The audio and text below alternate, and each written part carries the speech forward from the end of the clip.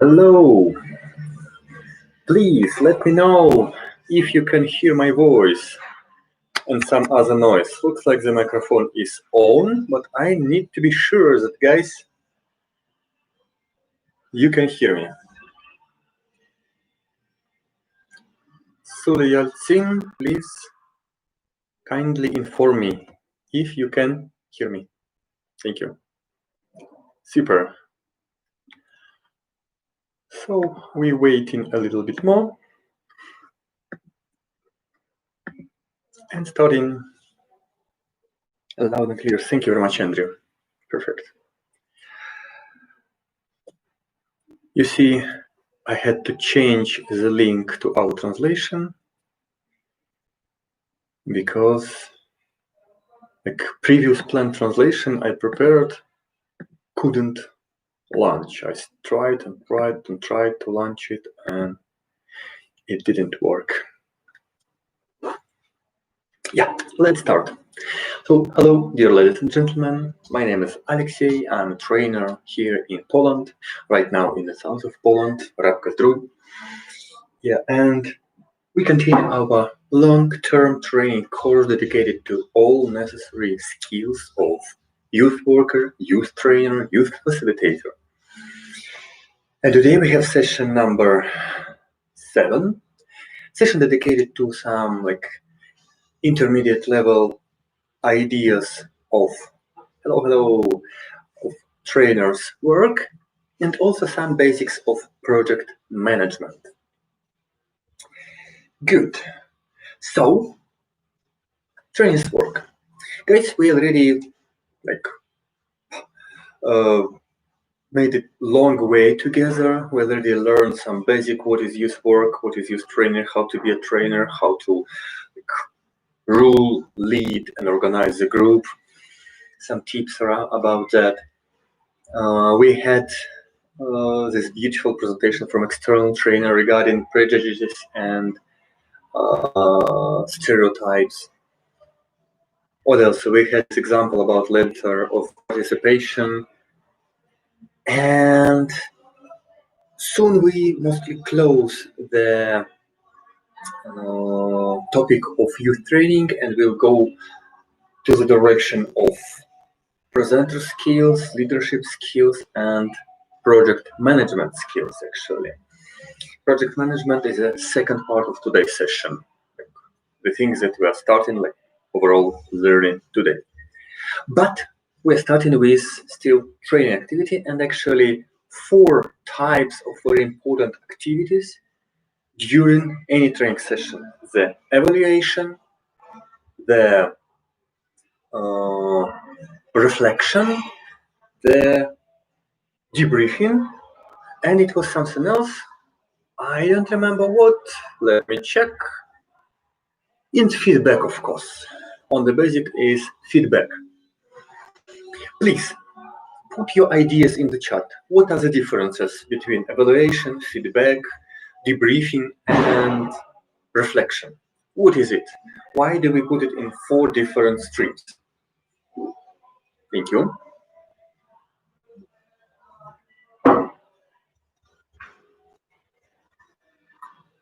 How do you see the difference?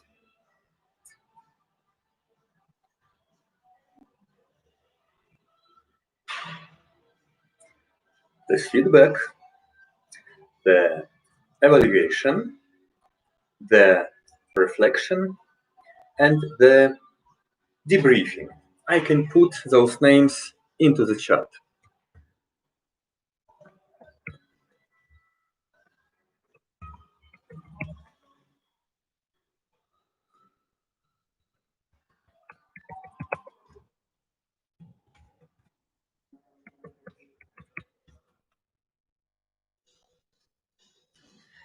Please put your ideas, type and send to the chat your ideas. What are the differences between any of those?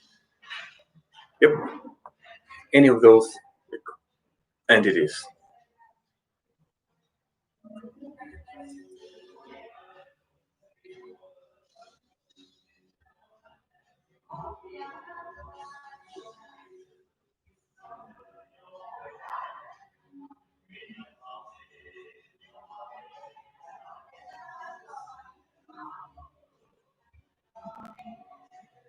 Come on.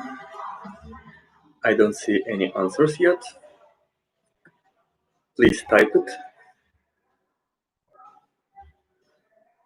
1 more minute to type. Yes, I see some answers. Debriefing isn't like the summary, also known as the bullet points of the session.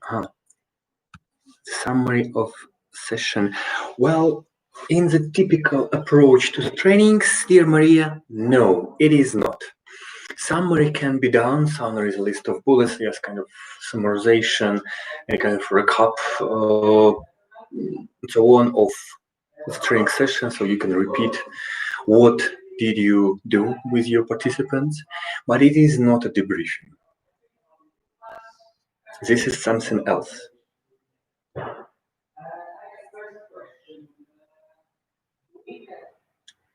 So 1 minute passed, so you're welcome to put your ideas, but at the same time, I'm starting to present you okay, we have another idea. Feedback means critical assessment on information. Reflection is the act of reflecting, of being reflected. Debriefing is a sort of review of what has been done during an activity. Debriefing is the analysis of the exercise in order to turn it into learning experience. I really like this last phrase from Entropia 82. Thank you very much. And let me please start from the things that I consider as easiest one. The evaluation. So the participants, they evaluate. Well, it was good. It was bad. it was exactly what we need, it wasn't exactly what we need. Technically, evaluation is like a reaction from client. I mean, client, it means like people you present your session to, kind of your youngsters, possibly your youth you work with, group mates. So reaction and evaluation, actually, yeah, evaluation is an assessment of the usability of the session to the goals of client. So was it good? Was it not? Was it not so good? So in like easy way, in easy words, in simple words, like what do they like, what they didn't. That's evaluation. What exactly some details possibly? Okay, evaluation is assessment of the event, workshop, learning experience. Yeah, assessment. Yeah, that's it. Good. A little bit, I think, more complete. Feedback is information given back again after somebody said or did something. Again, from Entropia 82. Perfect. That's it. So feedback, when you get back any information. So evaluation can be part of feedback, can be type of feedback technically. Feedback is an answer from the side of your, let's say, clients, from people you perform for, perform to. Is an answer on the reaction and the sometimes criticism, most positive, negative, different type of criticism from their side, according your session, according the thing you provided, according what you do, why you do, how was it, and so on. So specific information. So evaluation can be just emotions, good, bad, feel okay, feel sad, so on. Feedback, more specific. Feedback is a kind of specific information. There are many different types of feedback. There can be like positive feedback, negative feedback. Positive feedback. What was good? Like, stand up. The good thing in your training was that you blah blah blah, also that blah blah blah, and blah blah blah. What is bad? The bad thing of your training was blah blah blah, and blah blah blah, and blah blah blah. So sharing what was good, what was bad. There are some ways to make like negative feedback more positive. So keeping the inner structure of negative feedback, you can transform it into productive feedback. If you say instead of those things were bad, like your face is bad, your clothes is bad, and your training session is bad, it's typical negative feedback. And the example of transform it is the phrase like, your face could be better if you do something with your face, exactly blah blah blah. Your clothes could be better if you change, for example, this color to another color. And the training session could be even better if you change, for example, this activity with another one, and so on. So now you see productive feedback and some recommendations. I'm always talking about the feedback as the act when the trainer, you or youth worker, during or after, or even sometimes in certain cases before the session, propose the participants, the youngsters, to share the feedback with him or her. So when I propose you the example of feedback, it means the youngster stands up and says something. And so youngster can say like, this game with pieces of paper was really bad. This is typical negative feedback. Or this game with pieces of paper was really good. This is typical positive feedback. But if the youngster say, this game with pieces of paper was not so good, if you replace it with another one, if you replace it with a game with markers and pencils, it will be much better. You know what I'm talking about. In the case if you know what is he talking about, this is productive feedback. He turned the negative side into positive. So instead of saying what was bad, he said what could be, what and how, very important, what and how could be done better. You see, negative feedback can give you answer on a question what shouldn't be done. And negative but transformed into productive feedback can give you an answer on the question what should be done better.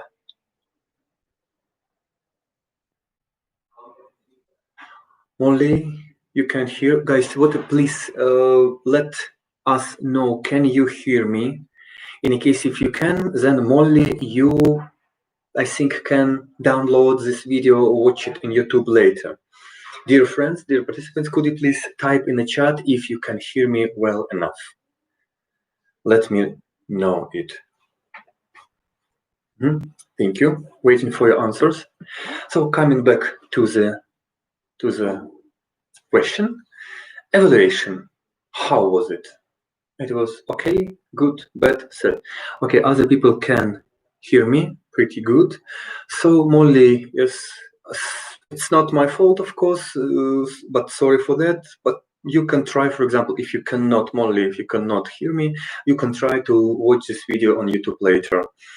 But I would be really happy if you can stay and participate with your answers, with your comments, and so on. Well, coming back, so the evaluation and the feedback. The feedback can be positive. Sometimes, in some specific cases, the positive feedback turns useless when, like, you provide the session you know a lot about. You provide the session you provide all the time in the same way, and you just got the answers like it was good, it was good, it was good, it was nothing special. So there is no way for you to develop the session to make it even better.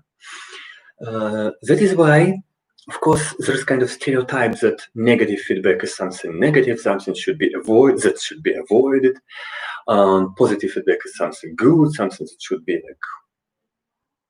met and implemented, and something that should be valued. On the other hand, thank you, John. Thank you.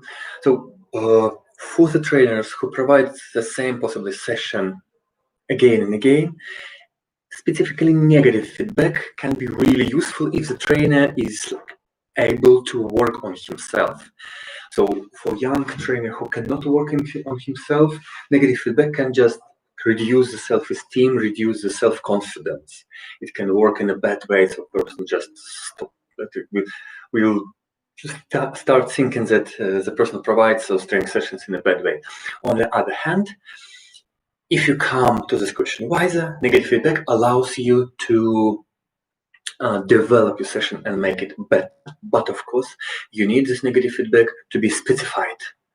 If you hear negative feedback, one of ways how can you react, how can you protect yourself from those emotions is to focus on specific details. In case if you're of course ready to learn the details, what exactly you would propose to change. So in the case if you hear your session sucks, what exactly would you propose to change and how?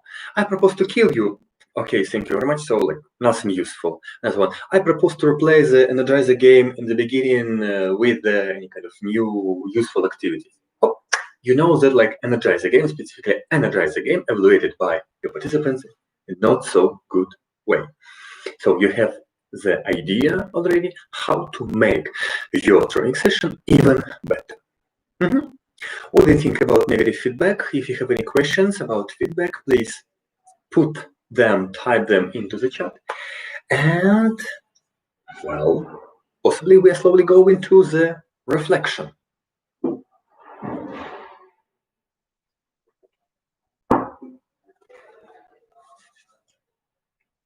Reflection. What is thinking? Some philosophists say that thinking is a reflection of real world in the mind of person. Just thinking. Actually, I like this quote because it allows to explain the reflection.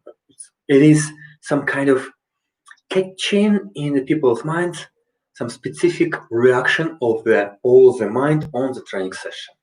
So during the reflection sessions, people can share some information like, oh, it reminded me some situations that I had with my father and mom when we went to, I don't know, Alaska. Or, oh, you see, I felt really bad about the situation. It was like in another case that happened to me 2 years ago, blah, blah, blah, and start to share this case.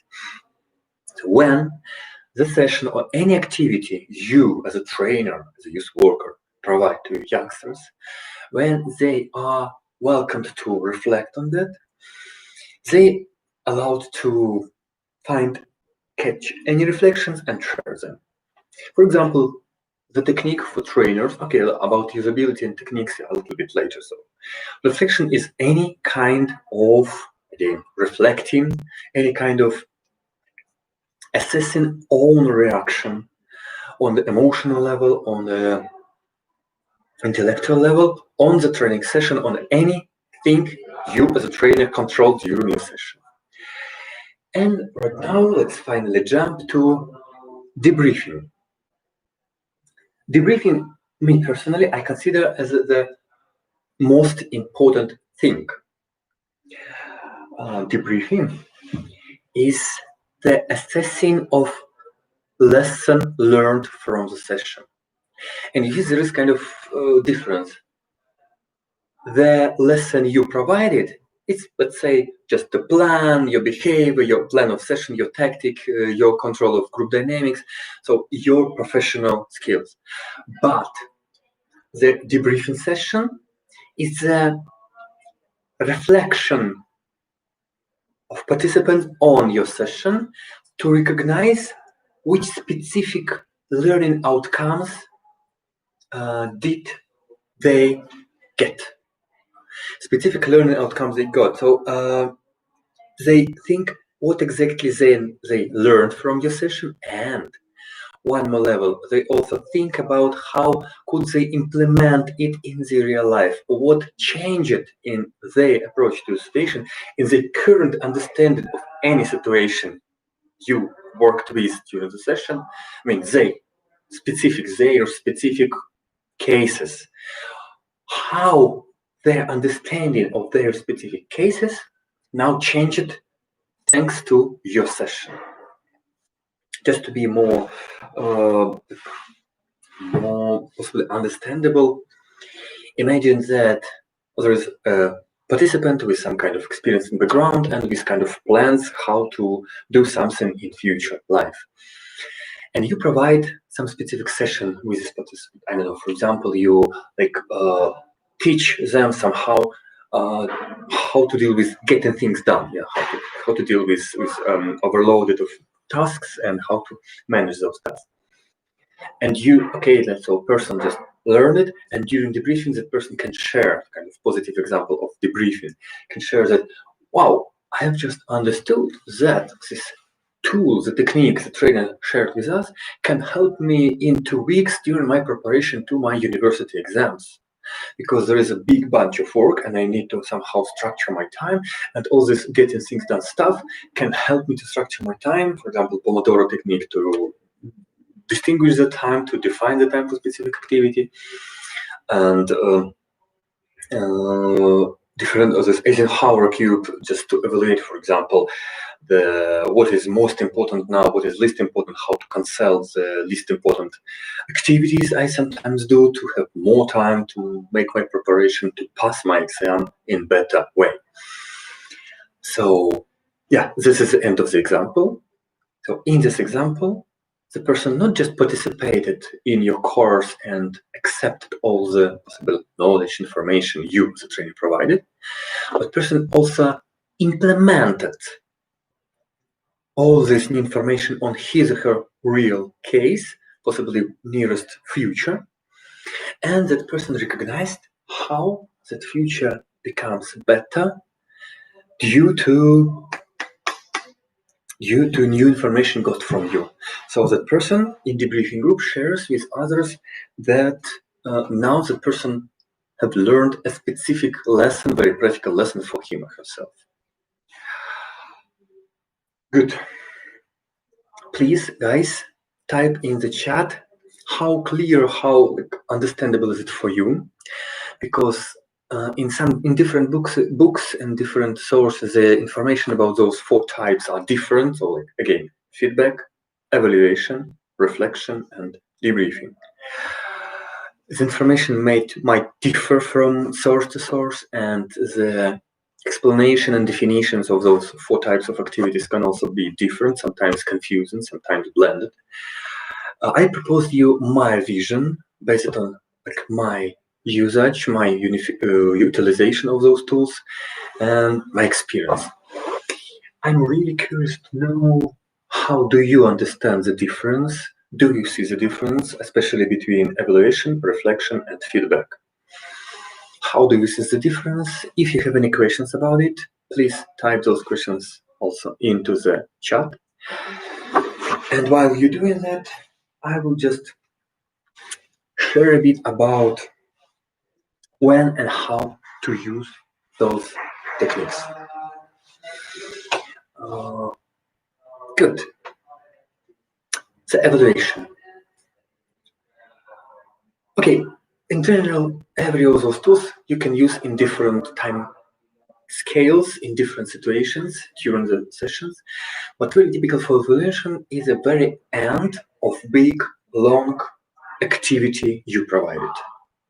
Like you provided one full day, single activity session for one full day, or single activity course for one full week or 2 full weeks.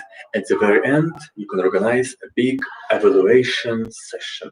You can use evaluation techniques, by the way. If you type just Google evaluation techniques, evaluation tools, you can find some very interesting examples like blob trees, blob football, or any kind of reflection circle, wheel of life, different techniques from coaching, from training, from presentation skills.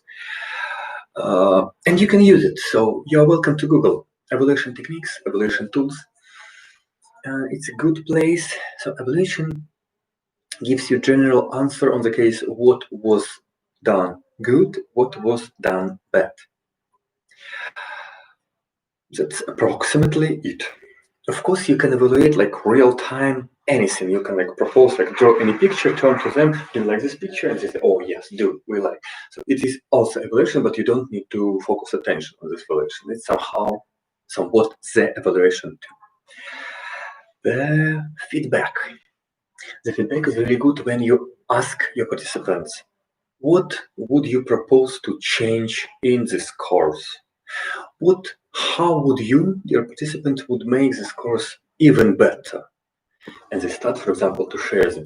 Or you can like ask not so, I would say, not so good questions like what was good, what was bad? And they honestly share what was good, what was bad as they think.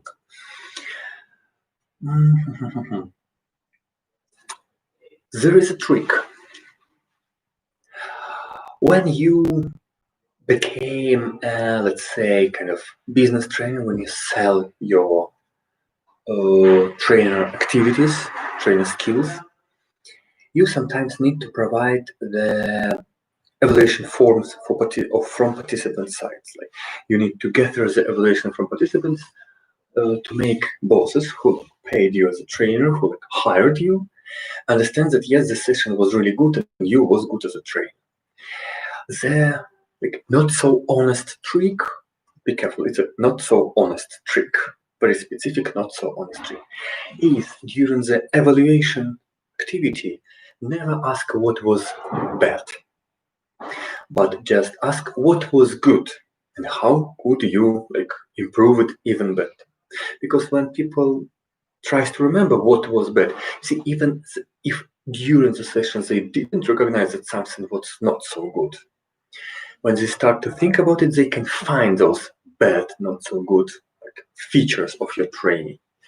One more thing, if there is one person that has bad mood, kind of feel not so good about it and so on, and this person really evaluate everything much worse than everybody else, that person can share it. Everything was bad, that was bad, your voice was bad, you did bad activities, bad games, you did too lot of attention to us, you did too few of them, too less, too small, too little of attention to us. So change everything, go out, we don't like it. And other people, while hearing that, they can think that they agree, even without thinking about it previously. They can agree with the person and start sharing that everything was bad. It can be contagious somehow. That is why in some cases you can somehow speculate the result. If you ask only for good evaluations, then people will ensure themselves they like it. Everything is good. If you ask people to share all the possible feedback, both positive and negative, they can even give you everything and you get not so positive results.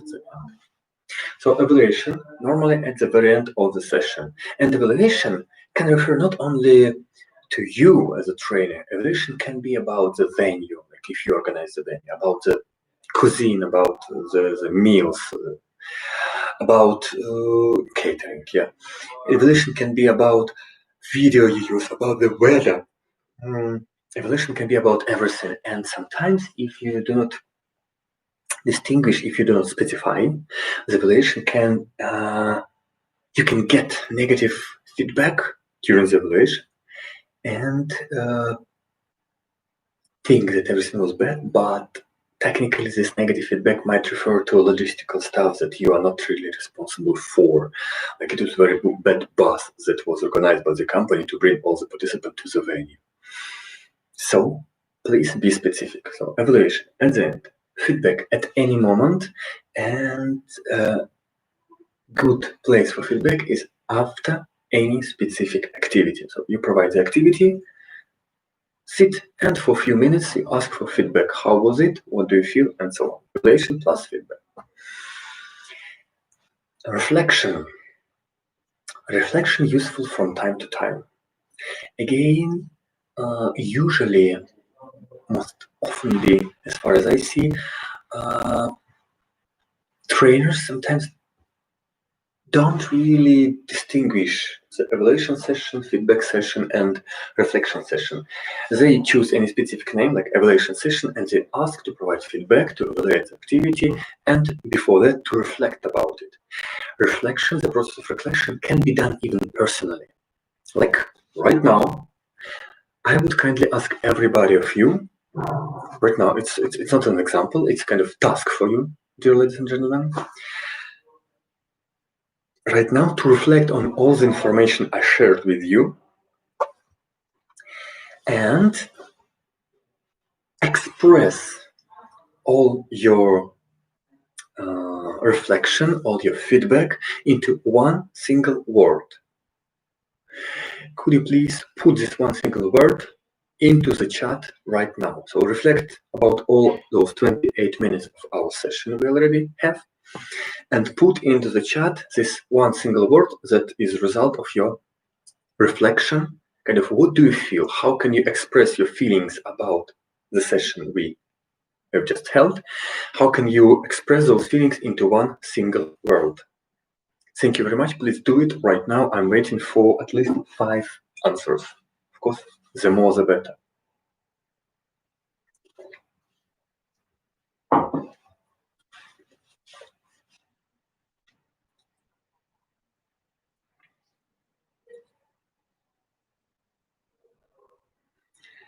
Focused, positive. Thank you. I need at least 3 more. Broad. Just one single word. Your own reflection, express it in one single word. Informative, understandable. Good, thank you very much. So you're welcome to share even more. So I would be really happy to have more reflection words, but it is not so necessary. I see. Concentration, articulate. Yep, good. Thank you very much. So this was the example of reflection that you practiced right now in 1 minute or something. The feedback, usually I ask for your feedback at the very end for evaluation and feedback. Evaluation, it's also really good, but I usually, me personally, just my own, I prefer feedback, but because feedback normally gives me more information about how can I make the session even better. And finally, debriefing, how and when to provide it. During big sessions, big like face-to-face sessions, debriefing is typical activity at the end of the day. Debriefing is assessing of personal learning outcomes, how the future life of person changed thanks to the day, training day they participated in, training days they listened, they have been part of. And yeah, again, debriefing is really good to do in the groups, because in the groups people can support one another, can motivate one another with their own ideas. Reflection can be done personally in a group, so different ways. So reflection is really about self-expression, right? Whereas feedback is about the content methods. Mostly, yes. Improved. Thank you, John. One more word, improved. Yes, so reflection is any kind of reflection, any kind of mirroring in the mind. It can be just memories, emotions, specific pictures, specific words. So reflection, the techniques for reflection, again, you can easily Google tools for reflection techniques, evaluation techniques, feedback, gathering techniques, and of course debriefing techniques. Everything can be Googled, and for reflection, the majority of techniques I made was something like draw your reflection of the day, express your feeling about the day as a picture, or write like a few words, write one word about this day, as I ask you. This is about reflection. And feedback is a typical sharing information. Feedback. So you feed, not you, your participants feed you as a trainer back. So before that, you fed them with information. Now they feed you with their understanding. So it's more about content. Again, of course, the content of feedback usually is a result of evaluation, also definitely the result of somehow reflection. That is why the content of feedback can be so useful to you. So feedback is more the term for information, evaluation and reflection. Evaluation is more term for process, and reflection is more term for the way of thinking about something. We have a couple of comments or questions. Bogu, I would say that reflection is self-analysis, gathering thoughts on certain topic learning. Thank you very much. Good idea. Unlike feedback and evaluation, reflection isn't necessarily shared for someone to hear, but is still likely to be a process that fuels the learning process. Good. That's exactly it. That's exactly the idea that I wanted to express when I said that reflection can be done personally. So, person can sit and reflect in 2 minutes about what have been done, what have happened in his or her mind. And actually, that's what you did when I asked you to express and give me feedback in one word. So you first reflected, then gave me those one word. I went to a training course, and every evening we had a shared reflection session for 1 hour in Sweden. And yes, and in my training sessions, usually every day we have the debriefing or reflection sessions. Usually I call it debriefing sessions because I really ask people to tell more, but sometimes instead I provide just reflection sessions in dark room with beautiful meditative music. I propose them some questions for self-reflection. So they don't need to express anything. They are welcome to write something for themselves. Nobody will ever have a look at those papers. And yeah, so I think 1 hour, for me personally, for example, 1 hour of reflection is too much. So it is not my way, but if the trainers you worked with prefer to do it in my way, in 1 hour, so okay, that's their way. Reflection happens at the end of a stage of the project. Good, thank you very much. At the end of a stage of the project. If one day is a stage of your project, you technically can provide evaluation at the end of 1 day. But if 1 day is just 1 day of one big project, then the stage ends at the end of this 1 week. Good. Dear friends, I'm going to close the topic of reflection, evaluation, feedback, and debriefing. And if you have any question, it was videoed. Okay. In Sweden. Interesting. Yeah, good. So results of evaluation, sometimes really necessary, and reflection and debriefing really useful for the trainers to make the next training session even better, to learn what have been done in a good enough way, what have been done in not so good way, and how to make it in a better way next time. There can be also a midterm evaluation just to check with the participants if they're on the right track. Absolutely, and you can do it without informing them. You can provide it in kind of as a set of questions or as a discussion without naming that this is evaluation, this is reflection. But yeah, it is really useful for you to understand, are you still on the same page? Are you with the same cup of tea? I thought it was a Swedish thing. Possibly, yeah, possibly it was typical Swedish approach to have it like so long and meditative. Sometimes it's just approach of the organization, like for example, organization give more freedom, some meditative training sessions when you don't learn anything specific. For example, yeah, our training course, long-term training course, is really like filled with information, pretty intensive. So during 2 hours, I'm trying to give you as much information as possible to push your reflection on the information during all the week till our next session. Why? Because we have just 2 hours during the full week, and I desired to make those 2 hours as useful for you as possible.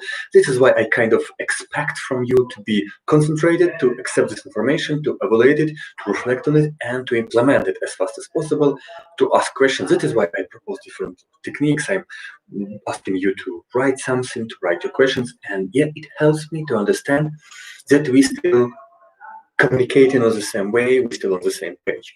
This is my way. And of course, when you have like full week and just like few hours of text to share with people, you can do it in a very meditative way. You can provide more reflection, more enjoying the situation, enjoying mountains, enjoying, I don't know, Baltic Sea, whatever they have on the training session.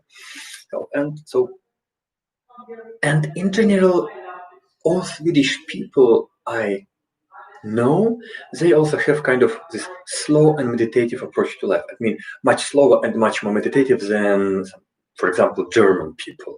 So possibly it is Swedish, but we are now like slowly stepping into the field of stereotypes and prejudices. So isn't it a good idea to do or not? Thank you very much, Jan, yes, for this compliment. Good. So, dear friends, that's actually it about reflection, evaluation, debriefing, and feedback. How can you personally use it? Ask your participants to evaluate your sessions from time to time. As our participants over this session, I mean our colleagues just recommended, at the end of the stage, if you have specific learning stage, evaluate it at the end when you have enough time to implement the feedback got into the reality. Gather the feedback during different specific feedback forms with specific questions. How could you propose to improve? Can you please propose some ideas how to improve that? Can you please propose ideas how to improve the transportation? How to improve the cuisine or catering? How to improve the catering? How to improve the accommodation? How to improve the training session? And so on. Get through this. I recommend to give your participants time to reflect, especially after intensive sessions. Important sessions provide specific time, 5 minutes, 10 minutes, some specific techniques like drawing the shape of the palm on the picture, on the sheet of paper, signing those fingers in specific way and putting the answers like, what do I think? Like, again, reflection technique of 6 heads of thinking, a very well-known technique. I will even put it to the chat, so you can, like, for example, Google it at any moment. If you have those 6 heads of different color, you can use it. If you have no, you can make some kind of imaginary heads from colorful paper and ask people to put it one by one, or you can just propose them to imaginary put those different heads with different approaches to the question and to the session. So when you yes, you're right, Debona, he is the author of this technique, 6 heads of thinking. And I like the technique, by the way, so I don't use it so often, but I like it very much. Well, that's it. Could you please now take approximately 1 minute to reflect on all this debriefing, evaluation, and so on techniques, because I'm proposing us to close this part, this training, middle level training stuff part. If you have any questions, you break up the problem up under each color head. Yes. So different color of hats, imaginary hats that we put on our head, allows us to have different approach to the problem we consider. And the problem might be just the session. So black hat, what was bad? White hat, what was good? As far as I remember, like blue hat, what is the future, how to choose it. So I don't remember specific, maybe I made it mistakenly, so I didn't use it for 1 year approximately, this technique. But I like it, it's so colorful, so beautiful. Good. Stop talking. Please take 1 minute to reflect on everything. And we are going to some specific project management things.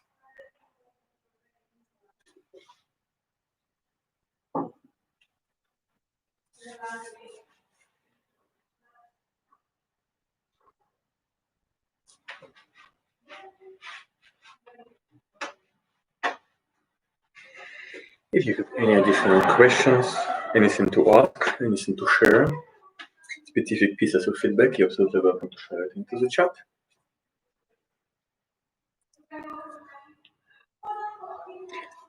Bogu shared, I think debriefing is a bit more than was said. There are several structures of debriefing and is a vital part of activities, including exercises.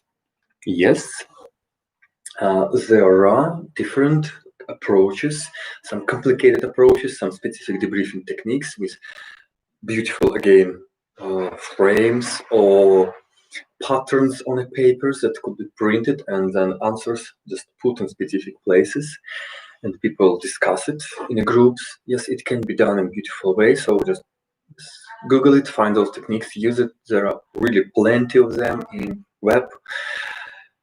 Yeah, you're right. Thank you very much for this comment.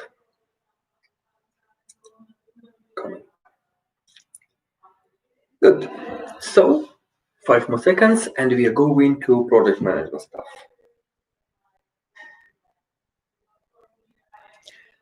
Yeah. So now let's jump into project management. What exactly? Some basic stuff, dear colleagues. Please let me know in the chat. Is there anybody who don't really know what does it mean, the SMART goals? I will also type it into the chat to make sure.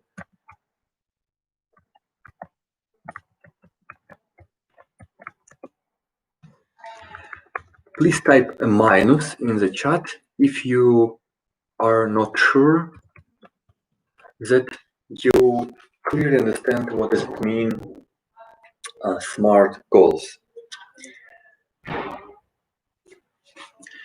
Waiting for your answers.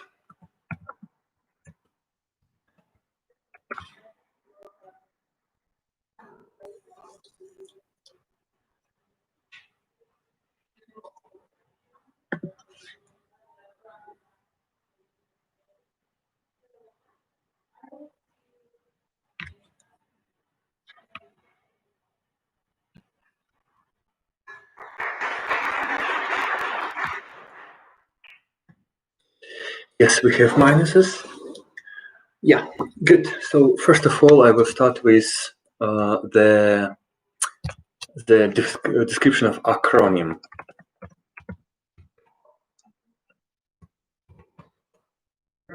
Yes, we already have it. Antonio already put it. Specific, measurable, achievable, realistic, time-bound, or timely. Good. So I don't need to do it. Thank you very much. But we are coming to SMART goals. What is project? It's a specific activity that planned to have specific duration in time, that planned to use specific amount of specific resources. I like this word specific. I will repeat it for several times. That, as I said, use specific resources, that reaches specific goals at the end of time of this activity, and that ends at the end of activity itself. And people usually distinguish the project and the process.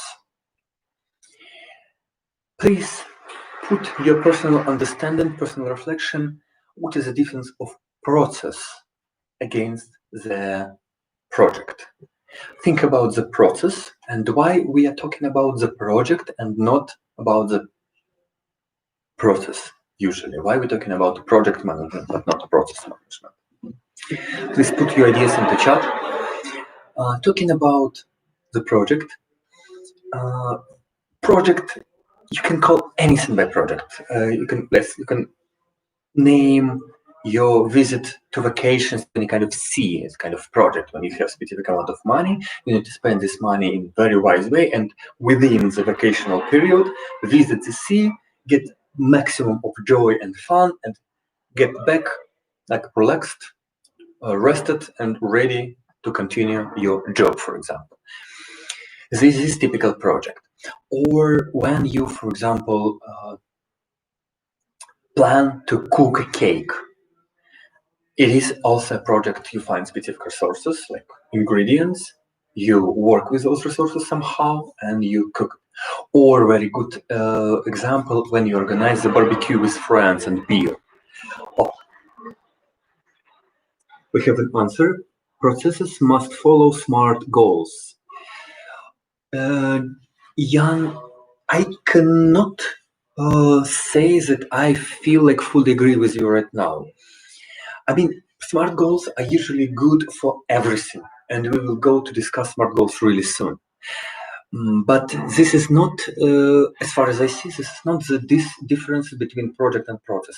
And according to my understanding, projects even more often require the SMART goals following, and follows the SMART goals even more often.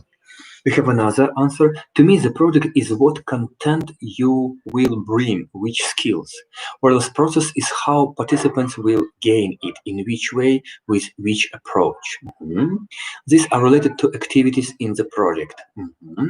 I would say a project is something that has some goals that we want to achieve, but process is the way we achieve it. Good. In some extent, all of you right, dear colleagues, but I would be even happy to broaden a little bit the understanding. Process is activity that has no specific time limits.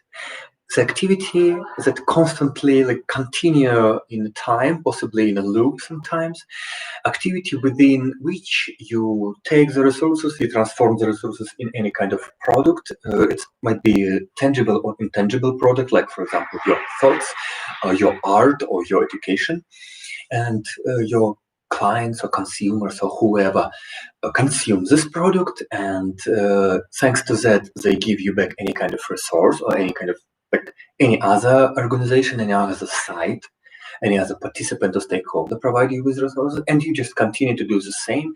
Maybe, of course, the same. You continue to do this activity.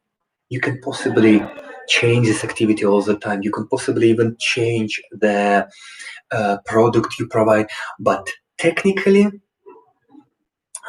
in the process, for me, the main difference is that in the process, you have no time limit and no specific deadline of your activities. In the project, it is really visible the time when you start the activity, the beginning time, and the time when you end the activity, the end time. And project goes only from the beginning time to the end time of the activity. Process has no the time, and the process, that is why project usually has a specific amount of resources. So we the project is starting from, let's say, 5th of August till 7th of August, we will spend those 2 days, three days in the bank of Mediterranean Sea, having exactly too few, 10 kilos of meat and 20 kilos of vegetables and 30 kilos of beer, 30 liters of beer with us. Spending time, having fun, and coming back on the, I said 7th possibly, and coming back on 7th of August, happy, drunk, and tired of this rest. This is the project.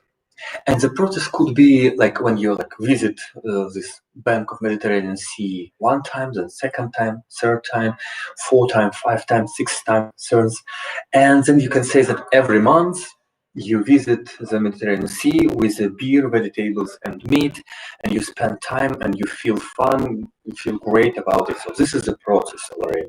So several projects was transformed into process, and because of the fact that this process has no specific time limits. That is why this process has no specific resource limits. So first visit was just with 10 kilos of meat, 20 kilos of vegetables, and 30 liters of beer. Some specific resources you used. You didn't use more. I mean, you possibly did, but you automatically expand the list of resources, adding some additional items you bought. For example, you possibly used 50 liters of fuel, automobile fuel. Yes, okay, it's also a very valuable resource. One more resource for project is time. So you spend 3 days, it's kind of 3 times. And one more very valuable resource of this project was the people. Because like imagine you have a guy who always joking in a good way, who always makes the company laugh. And once this guy didn't come and all the sitting was really stupid, you just sat on a bank of near the sea and just ate meat, ate vegetables, and drank beer. So not so funny. But when this guy arrives, he just made a company, like he's the heart of company and so on. So he's a very valuable resource of the project, a specific project. The process is how you do it.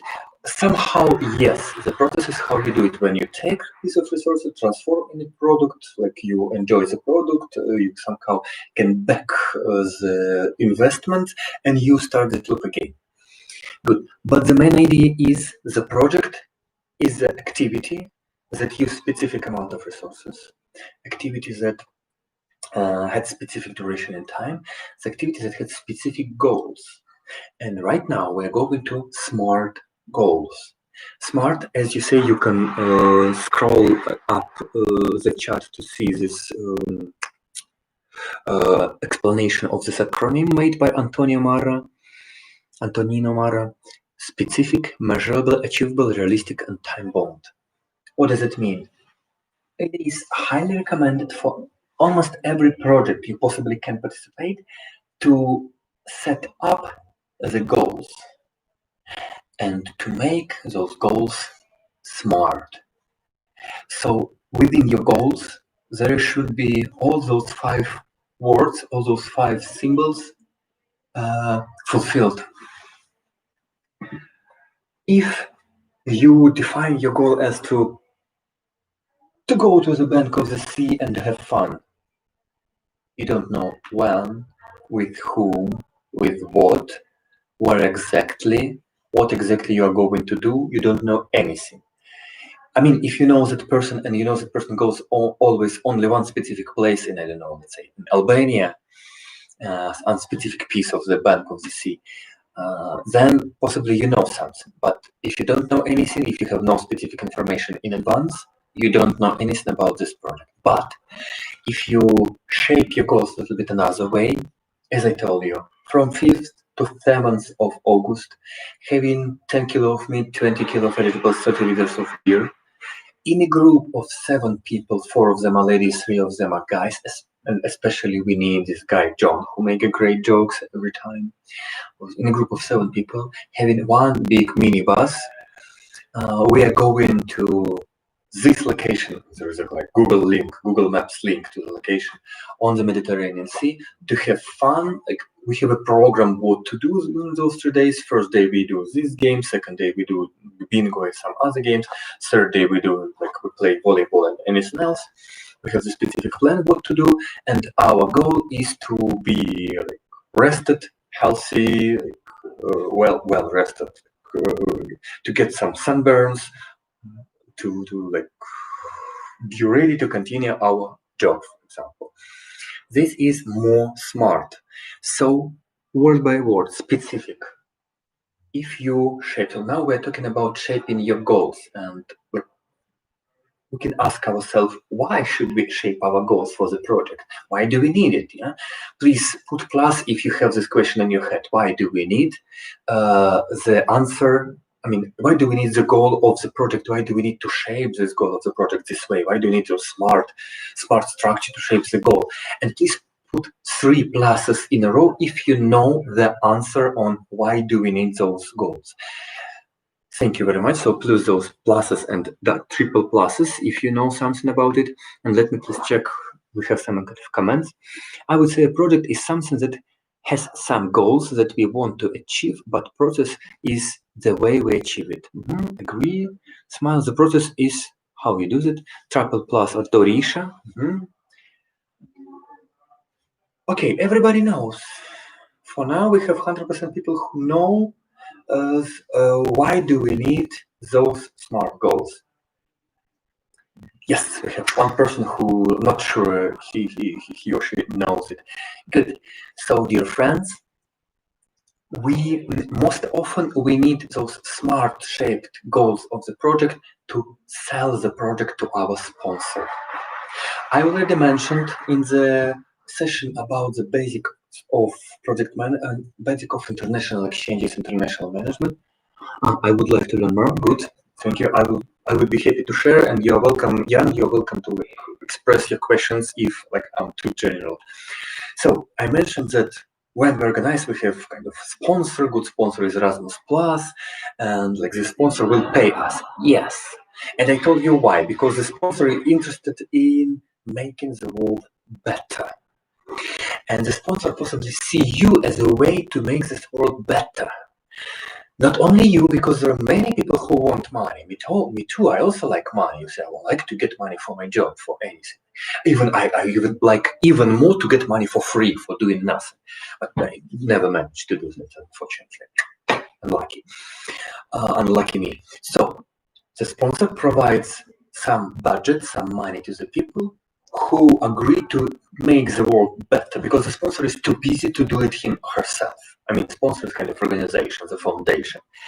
There are, of course, some specific nuances, like in America, for example, big corporations can have a very big tax, can reduce their tax really much, can have very big discount on tax if they support non-profit organizations, like non-profit activities. For example, I don't remember the name of the company, but okay, it's for many companies, as far as I remember the numbers, normally companies should pay about 13% of their monthly income as a tax. But if they support at least $1 billion per year into the non-profit organizations, non-profit activities, dedicated to social changes, positive social changes or environmental changes and so on, then they can get the discount, so they should pay only 3% of their income as a tax.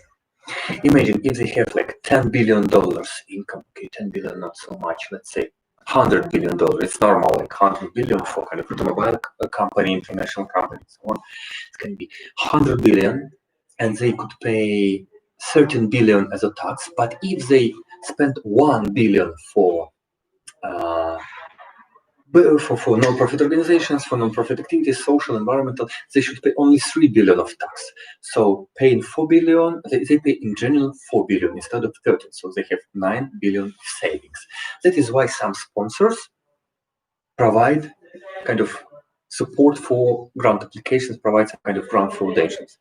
Of course, European Union is a little bit different things. They get those participation fees from different country participants, and they work on teaching the youth, because there is specific departments, actually program Erasmus and program Erasmus Plus, set of Erasmus programs, and they have specific budget from European Union to pay for Erasmus Plus exchanges, training courses, strategic partnership meetings, and so on.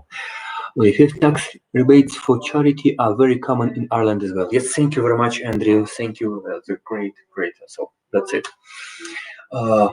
This is the reason why sponsors appears at home. Yeah, so they was founded either by government or they have any tax rebates from government. So it is beneficial for sponsors to provide this application. Those sponsors just choose who will provide this, like social, environmental, any kind of project for our money for us.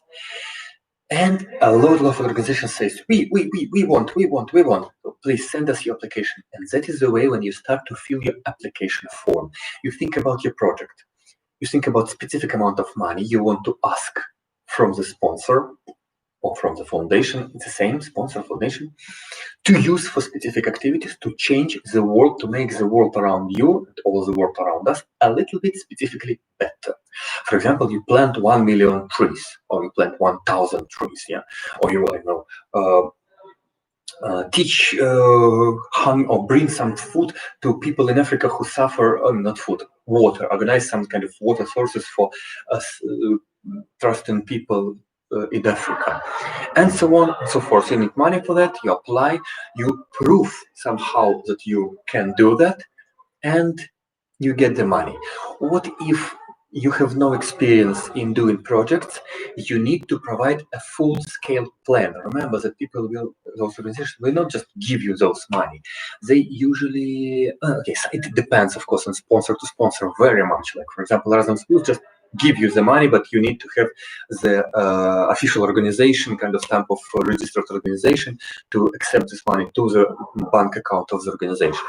In some cases, you provide the application, you prove in this application, project application, how are you going to use the money, and you don't get the money. You get the promise, like specific contract, that the money will be reimbursed to you, will be given you back after the end of your project. So to find this money, you possibly need to go to bank to like request any kind of loan, or ask your friends, or just take your personal money to use this money to your project, and then you go to the sponsor. Sponsor sees the project, you bring all the papers, photos of this, like African people with water and some kind of like water sources in Africa.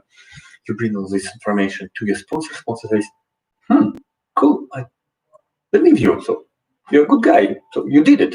There is your money. Here's your money. Take it, and you get your money back. Like, project is done. Perfect. Of course, normally when people do project management, they just have no such kind of private money, personal money to like start. So usually those sponsors provide you with money, but of course you sign a contract. So if you do something wrong, if you don't really reach the goals of the project, you need to, for example, return those money back in some specific cases. So everything is written in the contract. So you see, sponsors are really interested and desired to have more grant applications, but they desire to have good grant applications, relevant grant applications from relevant people who can finish this project work. And that exactly is a place, guys, when you need your SMART goals. So if you understand clear enough what you are going to do, how you're going to do, having the money for a sponsor, how you're going to change this world, where exactly those money goes to, how are you going to spend those money. Very important, during the project you collect all the bills, and after the end you provide the financial report too. I mean, you put bills by bill, and you sum all the like expenses or expendables or something like that, expenses, the costs of each bill, and you need to show to a sponsor. You see all the bills, all those papers. I mean, papers where it's written how much money you spent for specific service. Like, you bought paper, you bought flip chart, you paid for food, you paid for accommodation, you paid for transportation, and more and more and more. All this money together can fit into the budget of project. And interesting, you see interesting stuff. Sometimes, just sometimes, in this project, you, as a project manager, what does it mean, project manager? The one who leads the project, the one who manages the project, the one who controls all the project process, all the project like activities, how it may. Sometimes in some project, as I said, sometimes in some project, you are welcome to put your personal like time contribution, like the work, administrative expenses, administrative work of me. I mean, me and you, yeah? Your name. It means that you provide like your own salary for this project. But in some cases, it is not allowed to.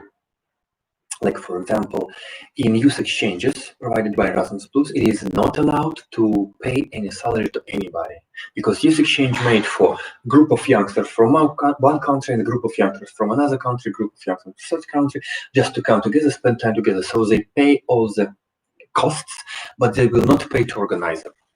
In training courses, for example, you definitely can pay for the expert work. That's actually the way how I earn money pretty often. I am a professional external trainer for Erasmus Plus program. So people, when they do their projects, they invite me. I provide full training, like scale. I provide like preparation of training course, preparation of description. I provide all the activities, and I provide the training results report if it is necessary. So, and yes, I paid, I write all the documents. So that's my job. One of my jobs, one of the jobs I do. Yeah. Well, in some specific cases, you can pay for additional costs. In some specific cases, you can pay for renting a land. In some specific cases, you can have a really good long-term project when you have a very good relationship with very specific organization. So you can write, for example, a project for 10 years that includes some processes like educational processes during 10 years. So it's a big project. And within this project, if we don't see the scale of all the project, we think that this is a process. Like, I'm coming to the school, I'm learning for a year, I'm passing exams, I'm going and spending 3 months of summer somewhere, then I come to the next year, so I spend 10 years. But from bigger project of view, bigger point of view, this is still project. And in 10 years, for example, this kind of NGO or educational establishment can close because the project over and the time is over and the money is over and the sponsor is happy having such a successful project and the organizers are happy having 10 years of good salary, but like that's done and they need to write more projects. One great organization from Denmark I work with, they write dozens of projects every year. And some of those projects accepted, so they have approximately like 15 to 20 projects to provide during the year. And they try to like put the project together. So I also work with them sometimes. Yeah, so that's it. Technically, the project manager work is more complicated than just the work of employee on any kind of like workplace. Where you just have a small piece of your responsibilities and you have your monthly salary. So it is much easier, much more comfortable, much more convenient, and much more calm and non-stressful to work as the employee. And it is much more interesting, much more like challenging, at the same time stressful and complicated to work as project manager. Well, that's it. Please give me some kind of feedback. I will not feedback, just reflection from your side. What do you think about it? Because I technically didn't explain you those SMART goals. I'm going to go to it more closer. I focused on what the project is and how it works and why do those sponsors like give you their money. Trying to like explain it more precisely. Yes. What do you think about it? I'm having a 1 minute break. By the way, we work for more than 1 hour. Please, if somebody really wants to have a big break, I mean 5 minutes break, put, let's say, number 5 into just a number, just like 5 into the chat. If we have 5 numbers, 5, then we'll organize a break for all of us. So I also will have a break. If we have just less than 5 those letters, numbers in the chat, then I would kindly ask people who need a break to organize it yourself, and we are continue working on the case. Yes, we are following our next question. Yeah, so let me think, what do you do? How do you feel? What do you reflect on that? Any ideas about the project? Any personal memories about project management, about sponsors, about salaries, about trainers on those projects?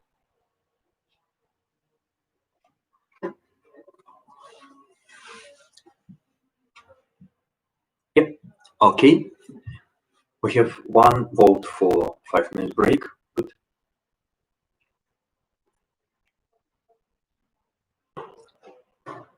There is kind of comment, a question. Labolas Colleen, is there lots of independent trainers that manage to live from it? Well, I don't know everybody. I would say yes, because I see kind of competition between trainers. At least trainers gather together in some kind of closed groups like guilds and like those Erasmus plus pools and so on. And like they do their best not to allow other people to go to get to appear in this closed pool of trainers. So they have some specific set of clients who pay them, and the more trainers in the pool, the less amount of money can those trainers within the pool get. So they, of course, they have personal, say, desire to like to be closed group of trainers, not to expand the amount of participants. It happens, I see. But yeah, actually, I know, like, at least personally, I know more than 3 dozens of trainers who just work traveling from session to session, earning money from the salaries trainer wages, or even fees. Okay, we have second vote for 5-minute break, but it's not enough, only 2 votes. So looks like we are continuing. Guys, I think all your reflections were put into chat. I'm really sorry, Maria and Dorish. We have only 2 votes for long break, so I'm also a little bit, well, I don't know. I'm okay to continue work without breaks. So for me, it's okay. I'm really sorry for you. So please organize the break for yourself if you really need it. And we're going further. We're going to SMART goals more precisely. So to sell your project idea, first not project, because project is all general, together with mine, together with the report, but to sell at the beginning your project idea to sponsor, to convince your sponsor to give you that money, you can use those SMART goals. When the sponsor somehow in the application asks you, what is the goal of your project? The basic recommendation is to provide a SMART goal. It means within this definition of the goal of your project, you should be specific, S, measurable, M, achievable, A, realistic, R, timely or time-bound. So, specific. I want to have more oxygen in the air. How specific is it? Well, for sponsors, it is not specific. I want to reach 0.005% increase of the oxygen level in all the atmosphere, in average in atmosphere of the planet. Good, this is specific. Is it measurable? 5%, or in all the atmosphere of the planet, or as an option, I want to plant 10,000 trees in the center of Warsaw, in the center of Lisbon, in the center of London, in the center of Belfast, Dublin, in the center of Berlin, in the center of Mumbai. Yeah, 10,000 trees in the center of Mumbai. Specific? Not really, but 10,000 trees along this list of streets in the center of Mumbai, and list of streets. Specific? Much better, but not finally. 10,000 trees in the next locations. Street, the name of the street, starting from the point, the coordinates of the point, between the point coordinates of the point and the point coordinates of second point. So specific, like, piece of street, not all the street. Second street, from that point to that point. Third street, from that point to that point. Next street, from that point to that point. Next street, from that point to that point. Is it specific? A little bit more. It can even be more specific, and let's go to next letter, M. SMART, S, specific, M, measurable. The project sponsors could be able to measure, to learn, to see, to find, and to prove that you reached your goals. They just go along the streams and they count all the trees. 1, 2, 3, 10,000, like 2,000, 3,000, 4,000, 9,000, 9,000, like 999. No more trees, just 9,999 trees instead of 10,000 trees. Project wasn't fulfilled. Goals wasn't reached. Like, if you have to write 10,000, if you wrote 10,000 trees, there should be 10,000 trees. So people should be able to come and measure the amount of trees you plant. So measurable. You possibly can also mention them on this street, in that point, 200 of trees. On that street, between that and that point, 2,000 of trees, and so on. So they follow each street, they count, and they found this specific amount of trees they expected you to plant for their money. I mean, the people of sponsor.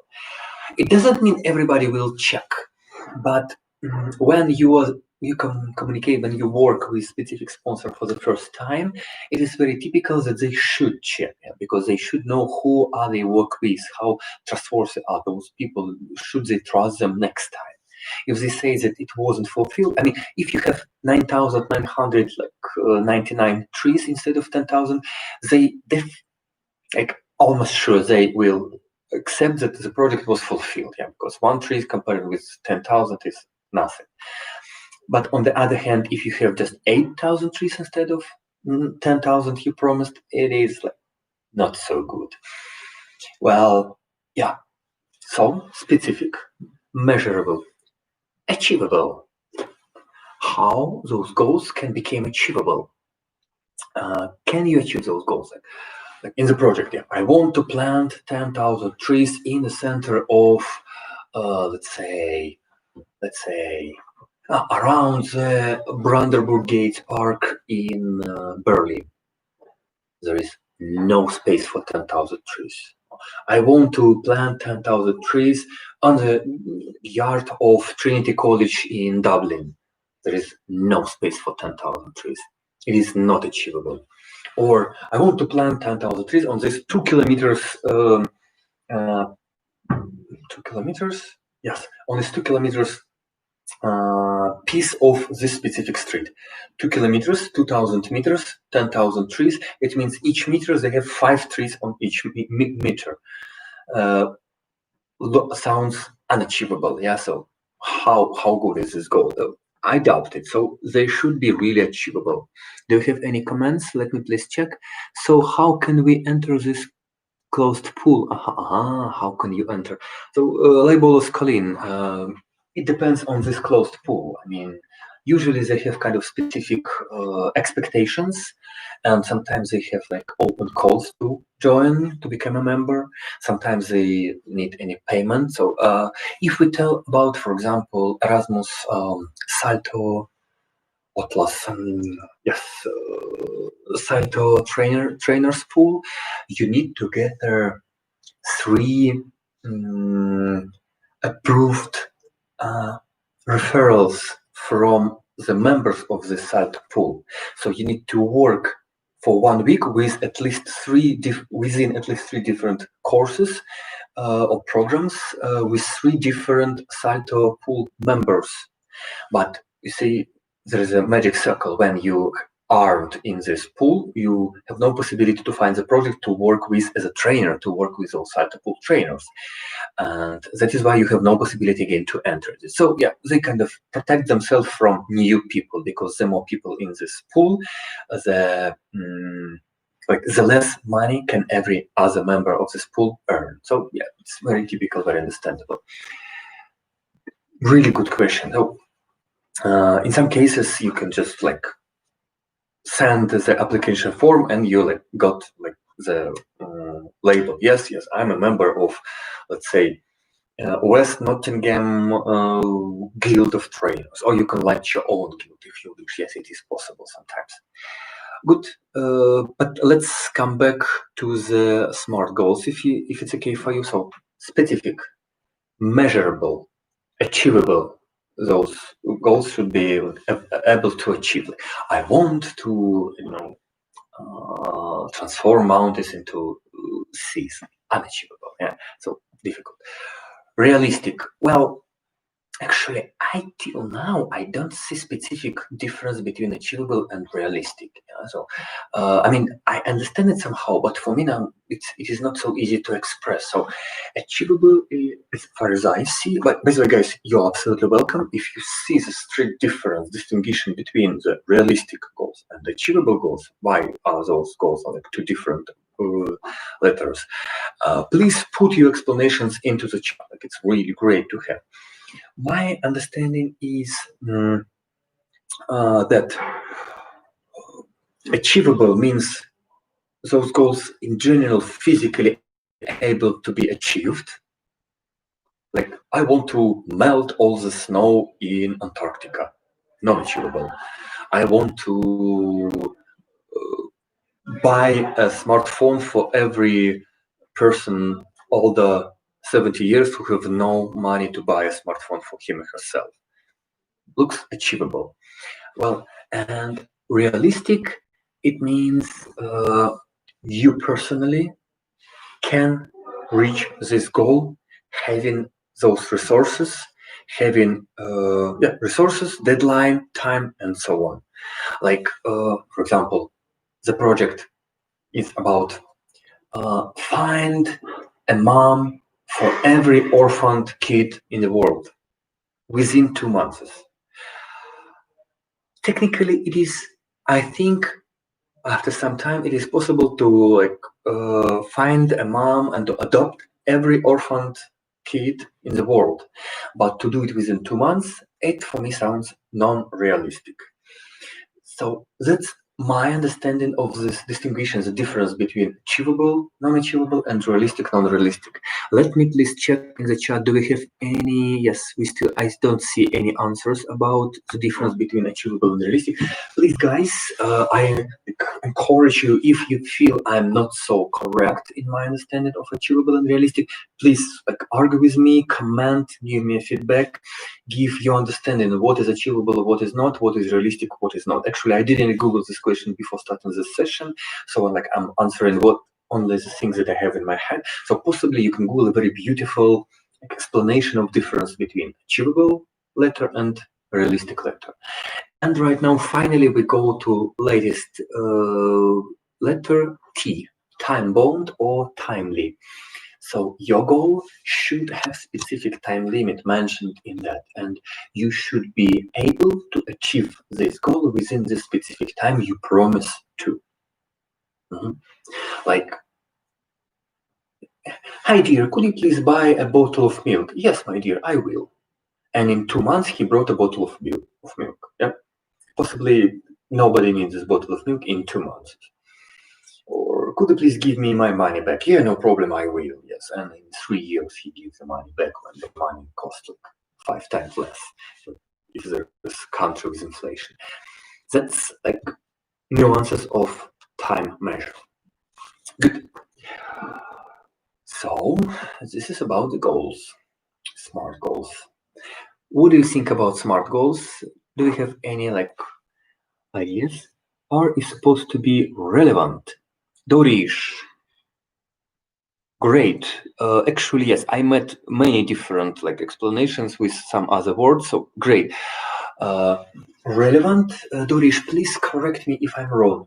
If we mean relevant by R, non-realistic but relevant, it means the goals you going to fulfill should correspond somehow to the problem you have, problem you highlight, should be connected with the problem you highlight, the problem you want to solve, and should be, of course, bonded also with the time, with resources, with the actually, yeah. So problem, time, resources you expect, and you have, yeah. So relevant to the problem. Is it correct? Okay. So I guess the orphaned example could be achievable, but not realistic with our resources. Labolos, that's actually what I meant by this example. You're absolutely correct. Dorish, talking about R for relevant, absolutely correct. And yes, I've seen some other different explanations. If you Google a lot, you can find also some specific, as far as I remember, other alternative explanations of the M letter and T letter too. But relevant sounds even better. Thank you very much for reminding me for that. So that's relevant goes much better for this case. Good. Thank you very much. Thank you, Maria. Thank you, Dorish. Yeah. So, smart goals. Dear friends, could you please, right now, think about your possible activity? I mean, if you're skilled project managers, youth workers, think about the activity you did or you're going to do. If you feel you're not skilled, like you're just beginner youth worker, think about the activity you possibly can realize, any kind of like non-profit activity you can realize as a project manager? And could you please put the explanation of your goals of this activity? Those explanations should be smart. So get in time, explain specifically what you're going to do, make sure it is relevant to the problem. You're welcome to mention problem. Problem is kind of one more thing to discuss. Time bounds, time measures, and specific, measurable, achievable. Make sure it is achievable, relevant, and time bound. We have kind of question or comment from Magdalena Ilieva. Are these some parameters that can be used as benchmark to which we can compare our goals to ensure that they are smart? Well, nothing universal, Magdalena.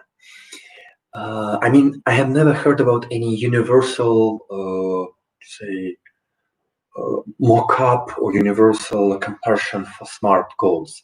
But the typical example is, I brought this example.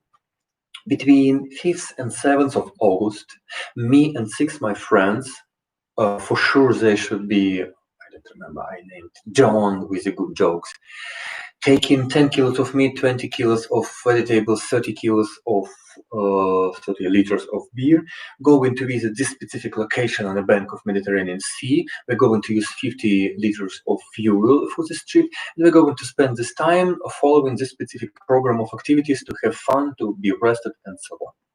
So this was like timely, specific, yes, even we have the plan of activities. Achievable, why not? But if there is a request of the person who like alone on the uninhabited island in the middle of the ocean, then that person just have no 6 friends here on this island because this person just alone, so non-achievable for this person. Relevant to the problem, yes, we tired, we want to have rest, possibly relevant. Time bound, yes, time bound. So this is kind of example of SMART goal of vacation trip. Relevant, meaning in Erasmus Plus list of 9 horizontal priorities. Yeah, so Erasmus Plus is just one specific sponsor, and the specific sponsor has a like big list of like competences, priorities, values, and so on. And this is a great idea to follow and to be relevant to all those like recommendations on project management. Once you read the Erasmus Plus program guide, you always can find either links or specific explanation of what does it mean, which priorities, which competences, and so on. Magdalena, my pleasure. I hope it helps. Good. Guys, my task, please write the description of SMART goals of any kind of project you're really going to implement, or you could implement having some money for that. Please propose your understanding of SMART goals. Let me just check what do we have in the list of today tasks. Okay, project team, project plan, a lot of, of course we couldn't do it in this time. Let's postpone SWOT analysis. By the way, I will ask you, dear friends, about SWOT analysis and IRCA metrics. Project sponsors, report. Let's talk about report on SMART goals, dissemination, application. Yeah, so let's focus on this. It's a great idea. And yeah, SMART can be linked to Erasmus. How do you do that? Well, SMART goals is a universal recommendation for technically all possible goals of any possible project you think about. Yeah. So just to repeat again, even if you planning the project to, I don't know, wake up in the morning, you can plan this waking up in the morning, like project of waking up in the morning via SMART goals. You can implement SMART goals. So I wake up not earlier than, say, 7:15, not later than 7:20. I wake up, it means I'm in standing position on my feet and in another room, at least in bathroom, washing my face with cold water. It means I woke up, so measurable. Achievable, can I do that?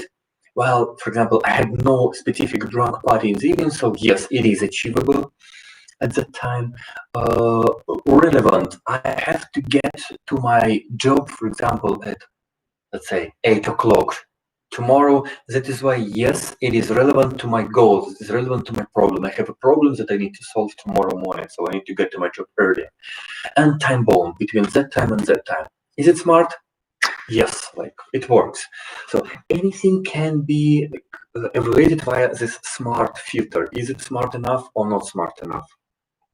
So please provide me with any kind of project description, project goals description made via smart filter. And I'm slowly going to report dissemination application. Good. So, guys, dear friends, I'm waiting for your answers. In approximately 1 minute, we start talking about the report and dissemination in the application. I would be happy also to tell you a bit about IRCA metrics and SWOT filter or analysis. By the way, could you please kindly also vote in the chat if you know or you don't about what is SWOT analysis, SWOT analysis. I will also type it in the chat just to make you clearly understand. SWOT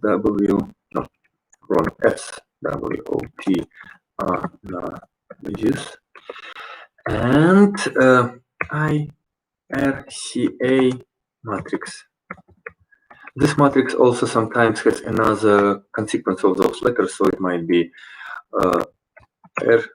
RICA matrix. So on. So if you feel you clearly know what is it, please put 3 pluses. If you, SWOT 3 pluses, IRCA 3 pluses. If you feel that you heard about it, but you cannot shape in your head what does it mean and what it stands for, what does it stand for, then please put just 1 plus. Okay, we have Jan, thank you very much. Jan is familiar with SWOT analysis, perfect. And if you feel you have never heard about it, please just minus. Good.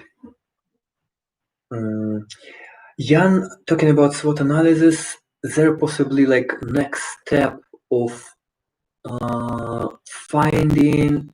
defining the necessary resources to make the project reliable as one additional phase of the SWOT analysis. Okay, we have plus. So Jan, please let me know, do you clearly understand what I'm talking about? This like second phase of SWOT analysis when you define which additional resources should be invited to the project to make this project really reliable. Please share if you understand. SWOT only, nothing, SWOT analysis only, okay, not the IRCA matrix, good. Leibolos said, I would like to propose some informal education training in public schools for my town for kids from 12 to 14 about dissemination, gender, and citizenship in 15 public schools, 400 teens, 1 year. Leibolos, let me please give you feedback. 1 year, not clearly which date you start and at which date you finish your project. So it is a really great idea to say like you start, for example, on 1st of August 2021 and you finish, for example, on the 1st of June 2022. Talking about this, your idea you shared. Informal. Some informal educational training in public schools. So some informal sounds non-specific. So of course I understand you won't list all the your program course right now, but in a case if you have this program course, it's really great idea to replace the word some with the word specific informal education training. One more thing, remember that in English, training should be always single. It cannot be plural in English language. So I know that in many languages, people use the word training in plural, like trainings. But technically, but okay, it's not about English. We're not talking about English, forget. So it's a great idea to replace like specific informal educational sessions and see below, something like this. This is marked like see below to let people check where is this course, and propose, of course, full course of your non-formal educational training courses. Okay, kids clear, good. About discrimination, gender and citizen, 15 people for 100 teens. Also, it can be good, not always necessary, of course, to mention a specific amount of hours you're going to provide with each specific class. For example, like 2-hour session per one class, not more than like 2-hour session. In general, for example, it would be for 40 hours, 60 hours, 80 hours, 120 hours provided, and so on. So it is not understandable from this. Okay, Jan, Swot links to Jan, not really, not always. There are a little bit different things. IRCA metrics is more about human resource management within your project and task management within your project, and SWOT analysis is mostly about, you know, strong and weak parts of your project. Jan, the resources happens after the initial SWOT analysis. SWOT is an ongoing project management process. Thanks, but hard to give more details in 200 characters. Yeah, you're absolutely correct. Good. Thank you very much. So you're welcome to continue putting the descriptions of your projects, of your project goals here in the chat. Just like I would be happy to give you feedback to show some weak points of your project goals. Yeah, but yeah, that's how I would be really happy to help you if I can. Yes, that is the reason why I'm providing you with this task right now. So please type your project goals here. Well, and yeah. So imagine you found a sponsor. There's a specific like organization with money who provide the like grant opportunity. You have read the grant description. You have read the application form tips. Now your goal is to write the application form. A big pile of sheets with the words, with the explanation of what you're going to do. Your SMART goals, description of the problem, description of possible stakeholders, some specific objectives, outputs, outcomes, results. Yeah, by the way, the difference between outputs, outcomes, and results. Yeah, so just I will share with you just one approach that I met in United States Embassy in Belarus, in my native country. So for some projects, they had 3 different like indicators of the project success: the output, the outcome, and the result of the project. And as far as I remember, the output is something material, something real, practical, material stuff that you can get at the end of the project. Really like tangible. Outcome is more something like intangible, like changes in the mind, increase of awareness about the problem of discrimination among specific group of people. And results is more distant, more like later changes in the society. So output, you can print the books and distribute books together with like providing the education for youngsters. Outcome, youngsters understand what is discrimination in their society and how to deal with discrimination.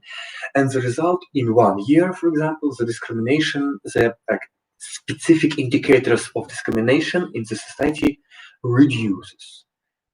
decreases really much, and you can show like some kind of social research, like a kind of poll, where it's visible that previous year it was 50% of people, for example, who hate black people, and now you have just 40% of people who say that they hate black people.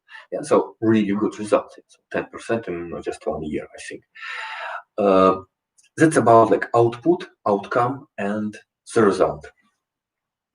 As an example, guys, could you please kindly, if you have some time, it's just optional task, think about your possible project, its outputs, outcomes, and the results. Think about it, and please just give this short description into the chat. How do you see the outputs, outcomes, and results of your project?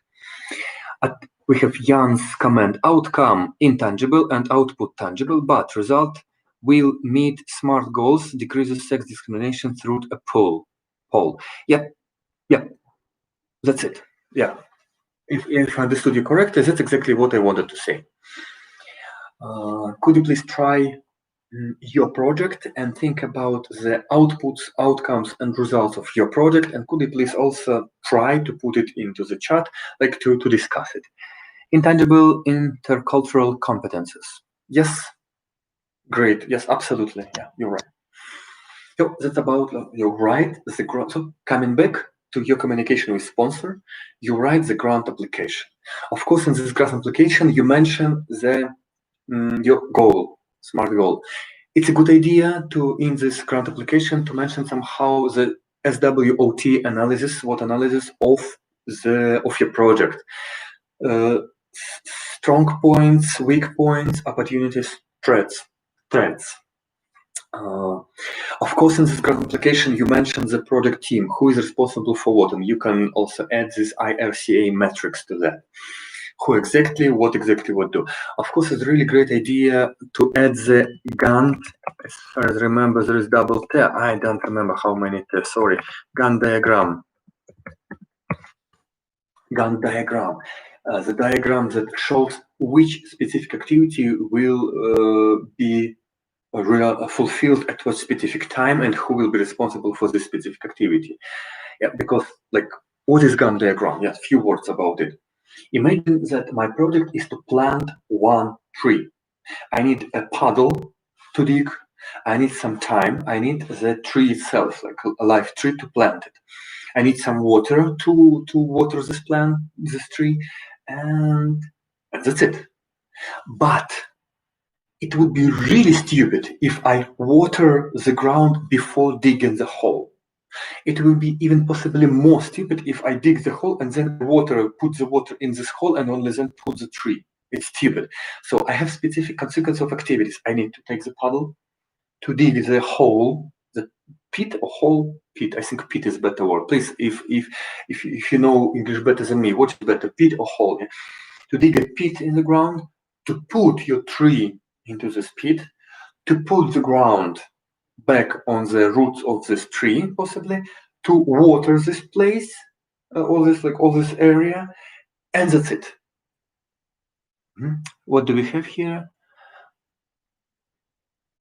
We have some, okay, let me finish. So in Gantt diagram, you have specific diagram that describes, like, from 8 o'clock in the morning till 10 o'clock in the morning, I'm digging the pit. Yeah. From 10 o'clock in the morning till 11 o'clock in the morning, I'm putting the tree on. First of all, between 7 and 21 of January, I buy the tree in the store. Then from next day after buying the tree, from 8 till 10, I'm digging the pit. From 10 to 11, I'm putting the tree into the pit. From 11 to 12, I'm putting the ground back on the roots of the tree. From 12 to 1, I'm watering this tree. And that's it.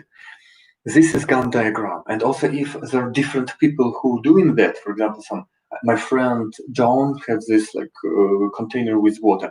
My friend Jane has, for example, the puddle. So Jane will dig the pit. I will put the tree, and then Jane again will put the ground back, and John will water all this place. All the stuff is written on the Gantt diagram, like line by line. And later on, if we need it, I can show you more detailed how it works. Let me please check. So it's about Gantt diagram. Let me please check what is written there.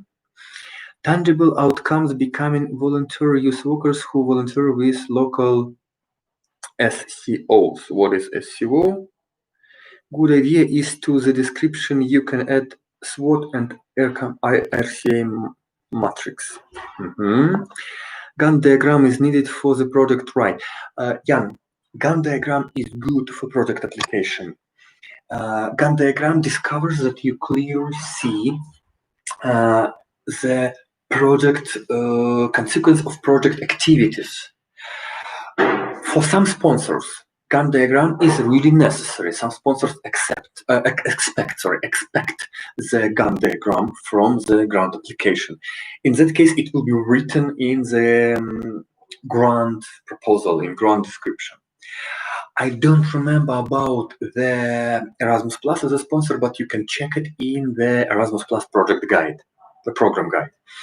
So that's about the necessity of Gantt diagram. But even if the sponsor doesn't request the Gantt diagram, you possibly can add it. But one more thing, in Erasmus Plus, the application form is very strict, very specific, very well made. So it's just a big PDF file where you can put all the information, nothing extra.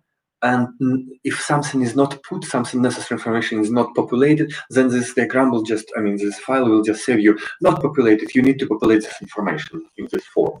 And it's pretty simple. I wouldn't say easy, but simple to fill this grant application of Erasmus Plus program, because everything is written, different tips, help, tool tips, like what does it mean, where to find this information.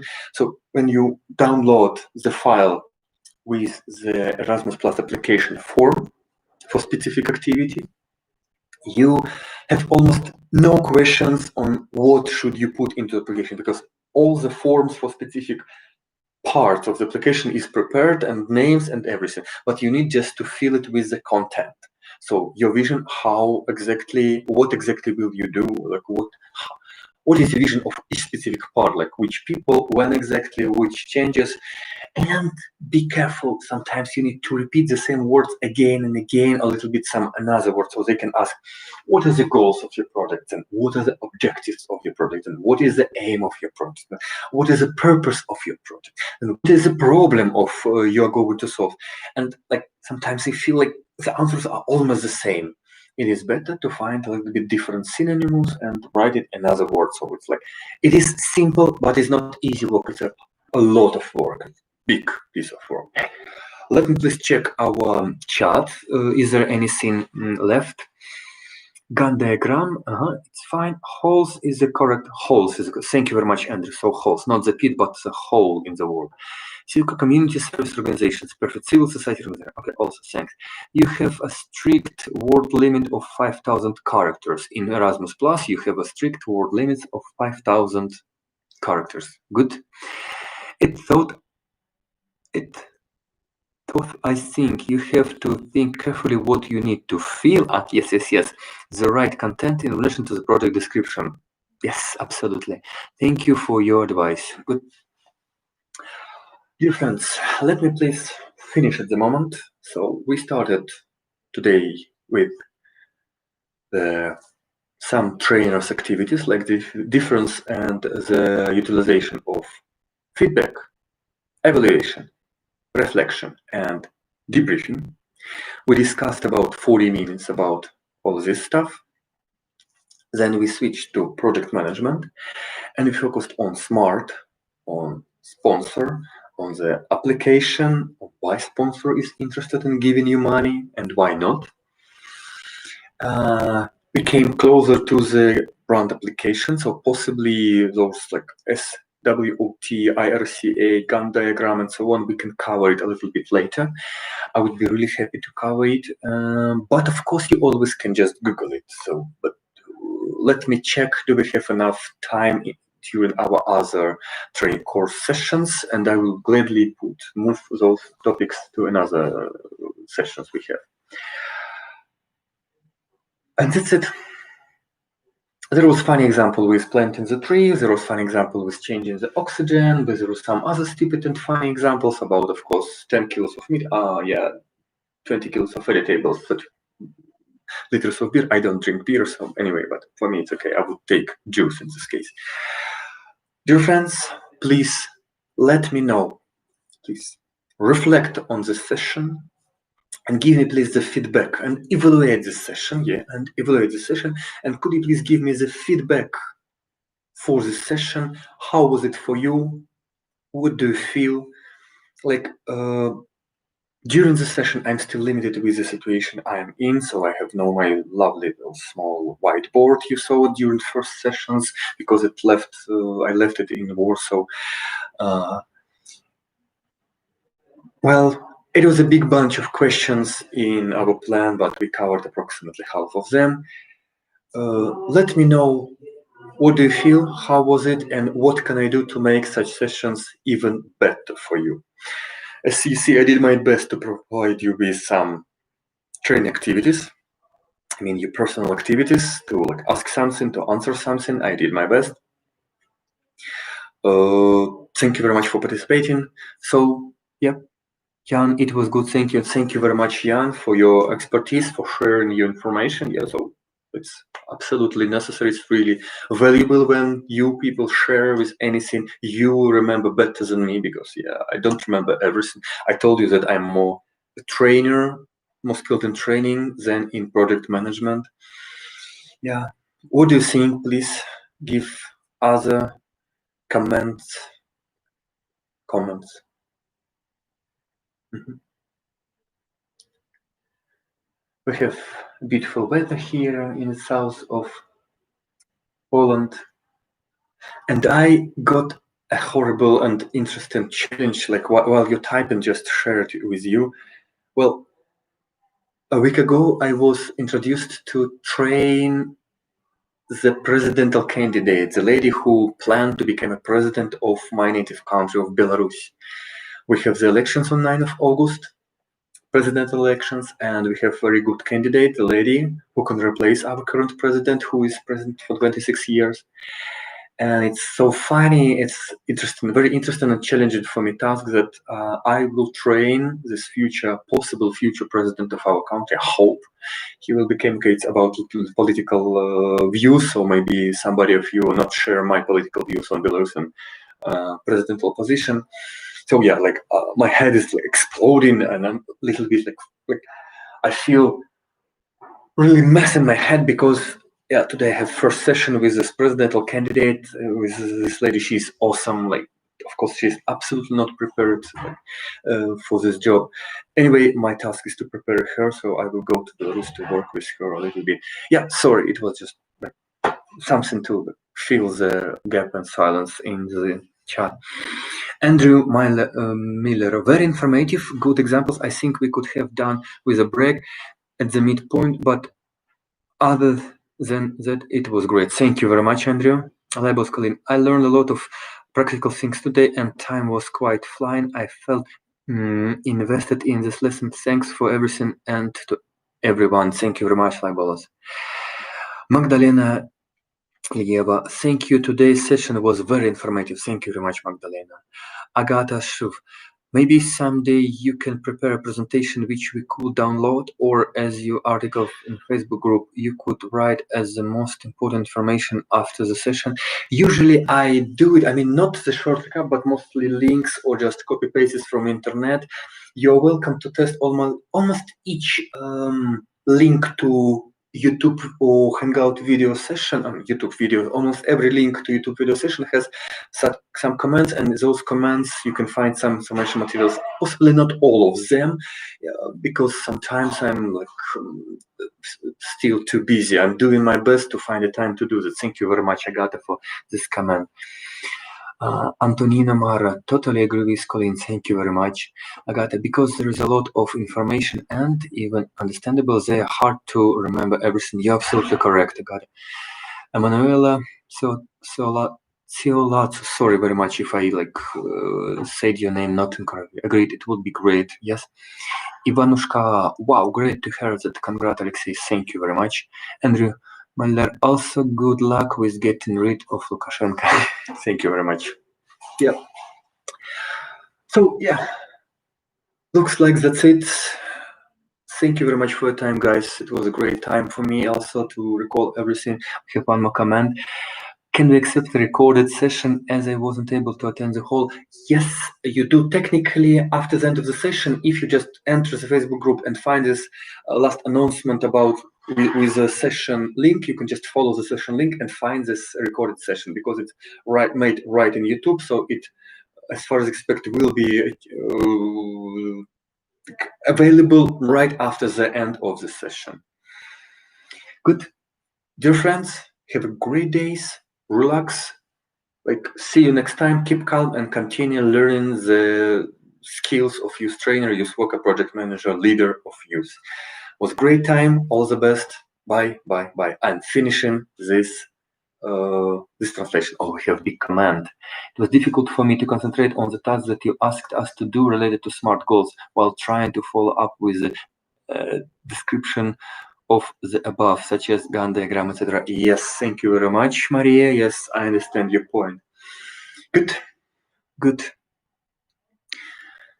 Bye. Yes, one more big comment. It was so interesting and hard to ignore, even though I would have loved you here back on the task with the SMART goals. A comment from a not so multitasking person. Yeah, I see. Thank you. Have a nice day. Thank you very much. Thank you, Maria. Thank you, guys. Thank you, Jan. Thank everybody who participated. And finally, yes, I finally can stop the translation.